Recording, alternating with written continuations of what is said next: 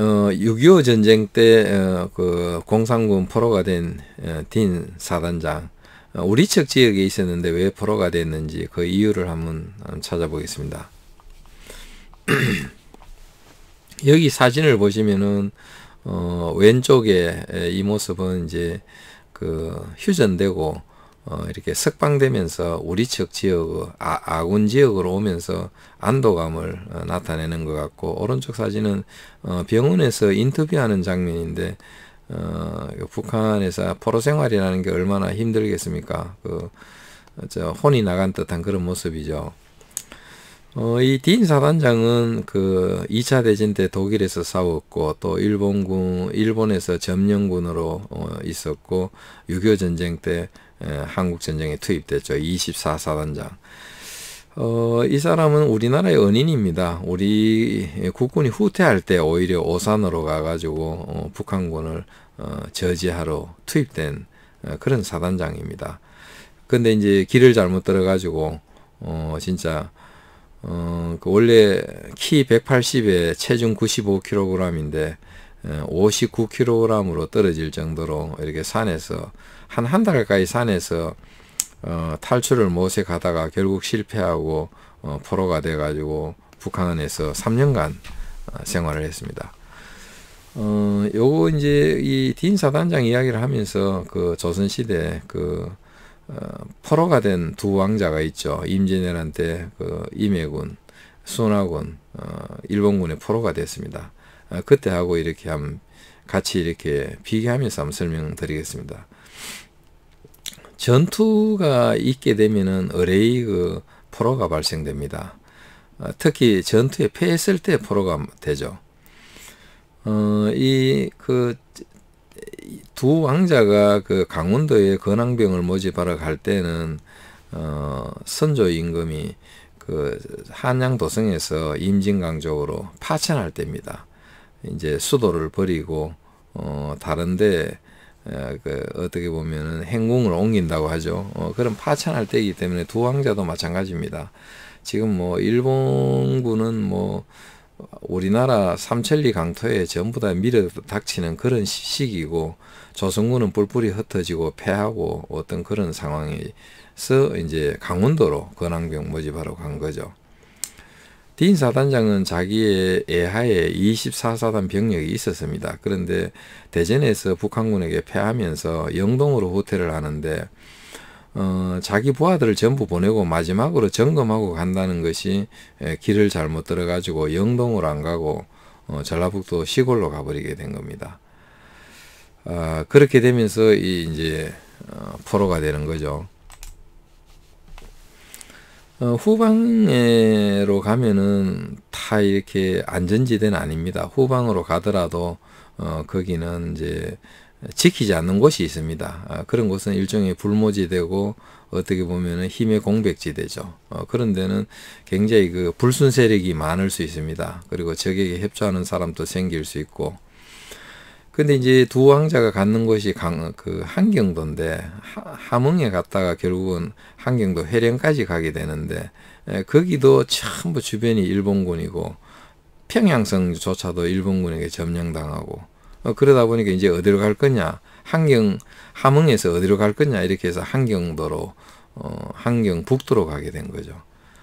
딘 사단장은 본인이 길 하나 차이로 그냥 영동으로 간 것이 아니라 전라북도 시골 쪽으로 갔는데, 거기서 어떻게 할지, 본인이 이제 거기서는 잘 모르는 곳이니까, 그리고 또 같이 탔던 미군들도 현지 사정을 잘 모르죠. 국군이 같이 있었다면 좀 도움 받았을 텐데, 그때는 군 당국이나 경찰 당국도 다 후퇴하고 없을 때입니다. 그래서 그 힘의 공백지대로 들어가 버린 거죠. 또 마침 또 수하에 그 무장 병력이 없었습니다. 두 왕자가 갈 때 대신들 몇 명을 수하에 데리고 갔지만은 밑에 군사 지휘관이나 군병력 또는 무장 호위대 이런 게 없었습니다. 그러니까 두 왕자가 그야말로 무력하죠. 거기 이제 현지에 있는 지방 군사의 도움을 받으려고 했는데, 또 마침 지방 군사인 남병사, 북병사의 병력이 가토 기요마사한테 패하면서 병력이 다 흩어져 버리죠. 디인 사단장은 자기 본대 병력을 영동 김천으로 보내버렸기 때문에 자기는 혼자 고립된 거죠. 그러니까 자기 밑에 병력이 없는 상태가 된 겁니다. 그래서 조선왕자와 똑같은 처지가 되어버렸습니다. 후방에 가면 다 안전한 곳이 아닙니다. 후방에도 안전지대가 있고 안전하지 않은 곳이 있습니다. 왜냐하면은 방어를 하는 곳은 안전지대죠. 그러나 이제 덜 중요하다고 생각하는 곳은 포기하죠. 그런 데는 안전하지 않습니다. 근데 이제 두 왕자가 갔던 한경도 지역은 원래 그 전투를 잘하는 어떤 그런 지역입니다. 원래 거기가 야인들하고 싸움이 많은 곳이기 때문에 기대가 있었죠. 기대가 컸는데, 거기에 남병사, 북병사가 동시에 그 가토 기요마사 군대에게 패하면서, 그야 병력이 흩어져 버리고, 그러니까 왕자를 보호해줄 병력들이 지리멸렬해져 버린 거죠. 그래서 결국은 이제 일본군이 추격해 오니까 또 더군다나 조선 사람으로서 뭐 일본군에게 협조하는 사람이 있어가지고 계속 후퇴를 해가지고 그 한경도에서도 가장 북쪽에 있는 회령까지 가게 됩니다. 거기는 야인 지역에 굉장히 가깝습니다. 근데 거기까지 가게 된 거죠. 왜냐하면 일본군이 계속 추격해 오니까. 디인 사단장 같은 경우는 추격하는 사람은 없었지만은 이미 그 지방민들이 처음에는 뭐 도와주고 그랬지만은 북한군이 이제 그쪽을 점령하면서 이제 주민들도 자기 살길을 찾아야 되니까 함부로 미군에게 협조해 줄 수 없죠. 그래서 그 디인 사단장이 상금까지 걸고 낙동강까지 좀 나를 그 좀 안내해 달라고 했지만은 결국 그게 성사되지 않습니다.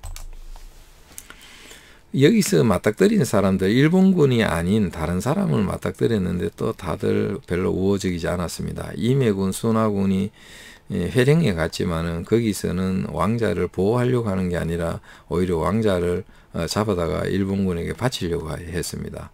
그러니까 뭐 군사가 없다 보니까 회령에 갔을 때 회령 지방민이 칼 겨누고 활 겨누고 하니까 다 잡혀버린 거죠.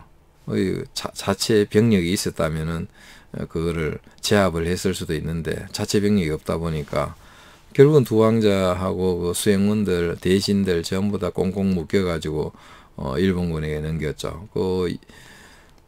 반역을 한 사람들은 자기가 살기 위해서 그랬는지 아니면은 뭐 일본 세상이 된다고 생각했는지 그건 모르겠습니다만은 그렇게 된 거죠. 결국은 우리나라가 강하고 또 그 위험이 있으면은 이런 짓 못합니다. 우리나라가 약하고 일본군이 더 강하게 보이니까 이런 일이 일어난 거죠. 디인 사단장은 자기 회고록에서 자기가 갔던 곳에서 뭐 우호적인 대접도 받았다고 했습니다. 농민 일부는 숨겨주고 또 음식도 대접해주고 계란도 삶아주고 그랬지만은 또 한편으로는 안내하겠다는 사람이 있어가지고 그거 따라갔다가 결국은 북한군에게 잡혔죠. 아마도 우리나라 사람도 적진에서 탈출하기 어려운데 더군다나 외국인이고 키도 크고 이런 사람을 숨겨주기가 굉장히 어렵죠. 그런 위험을 다 무릅쓰기는 아마도 어려웠으리라고 봅니다. 최명신 대대장은 평안북도에서 중공군이 넘어올 때 적진에 고립됐지만은 결국은 탈출해 옵니다. 이 사람은 최명신은 유격전에 어떤 그 기재라고 하는 그런 사람이기 때문에 전선을 뚫고 탈출해 왔지만은 보통의 경우는 탈출하기 어렵습니다. 전선 통과도 어렵고 그래서 대부분 다 포로가 되죠. 여기서 이제 우리가 하나의 교훈으로서 말씀드릴 수 있는 거는 이 전투에서 패하거나 전쟁에 지고 있을 때 조심해야 됩니다. 불순 세력이 많고 또 적에게 협조할 사람도 많이 나타나고 사람 마음은 알지 못합니다. 평소에는 다 그 국가에 충성하는 것 같지만 위기 시에는 어떤 마각을 드러낼지 모릅니다. 이덕형이가 충주에 회담하러 갔다가 나중에 그 회담이 이루어지지 않으면서 평양까지 올 때 밤에는 걷고 낮에는 잤습니다. 왜냐하면 낮에 맞닥뜨리면 어떤 봉변을 당할지 모르기 때문에 낮에는 숨죠.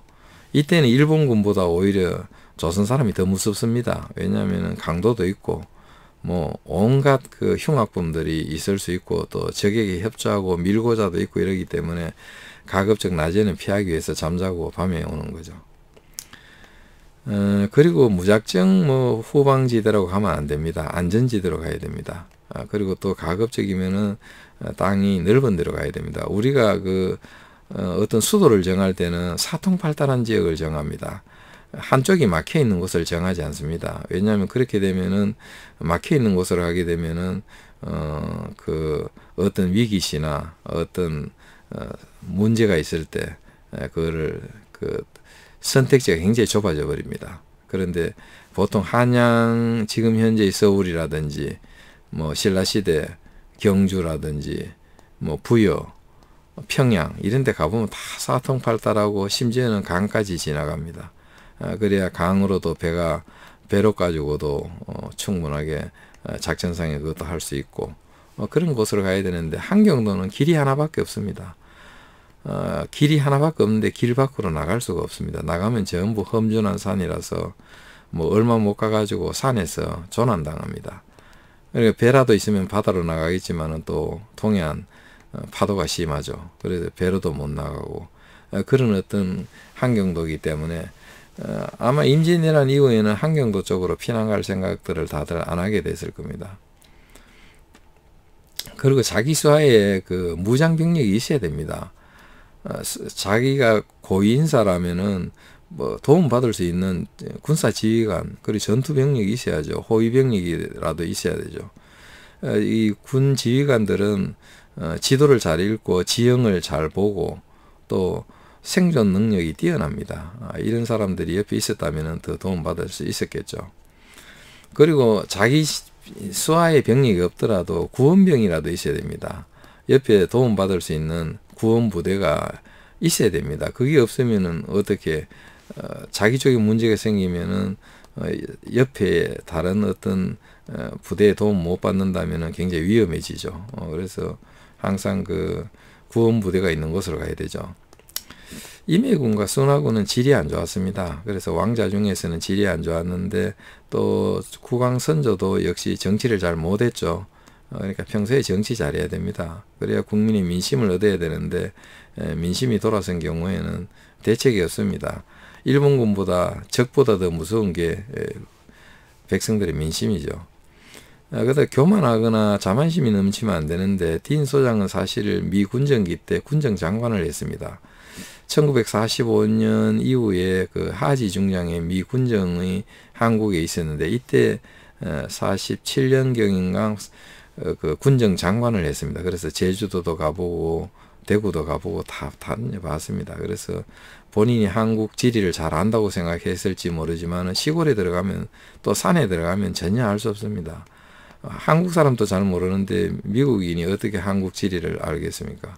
어떻게 그 자기가 군정 장관 했다고 좀 이렇게 도로 이쪽으로 가도 결국 연결되겠지라고 생각한 것이 이렇게 큰 착오를 일으킨 것이죠.